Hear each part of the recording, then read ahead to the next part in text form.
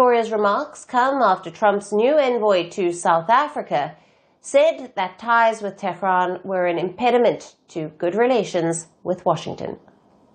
We have not any reason to cut ties with Iran. We are not absolutely uncritical of Iran. We cannot be pulled into the sort of sphere of influence politics that great powers want to pull us into, and that in this instance includes the US. Recently, the US also slammed South Africa over Iran's participation in the BRICS naval drills hosted off the coast of Cape Town. Pretoria said it had not invited Tehran. It has also launched an investigation into the incident. President Ramaphosa is directly looking into it. The South African government has condemned Iranian attacks across the Gulf and its deadly crackdown on protesters in January. But it is clearly not ready to sever ties with BRICS ally due to Trump's pressure.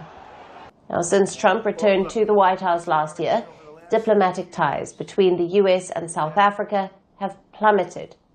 He has attacked the Ramaphosa government over its domestic and foreign policies. Last year, in August, the US imposed a 30% tariff on South African goods. The Trump administration has suggested that the tariffs could be eased if South Africa was ready to modify its black empowerment laws.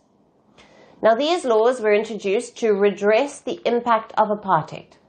But Donald Trump views this as a tool to discriminate against white people. Despite growing US pressure, South Africa has refused to accept Trump's demands. We've made it very clear to them that our domestic policies are not going to be bartered for the kind of agreements that they're looking for. Trump has also made false claims that the Ramaphosa government seized land from white farmers. He even went on to say that South Africa's black majority government was persecuting its white minority. South Africa has rejected all allegations, but Donald Trump has refused to backtrack on his claims. Last year, the Trump administration rolled out the Afrikaner refugee program. South Africa has said it won't interfere in the program, but it has opposed the use of the word refugee and how the US has framed the scheme around false discrimination and persecution claims. They cannot use the moniker of refugee. They should process them as if there are any people seeking to immigrate to the US, even though in this instance it's preferential. Now, one of the reasons behind Trump's animosity towards South Africa is its genocide case against America's close ally, Israel. Despite increasing pressure, Pretoria has refused to back down.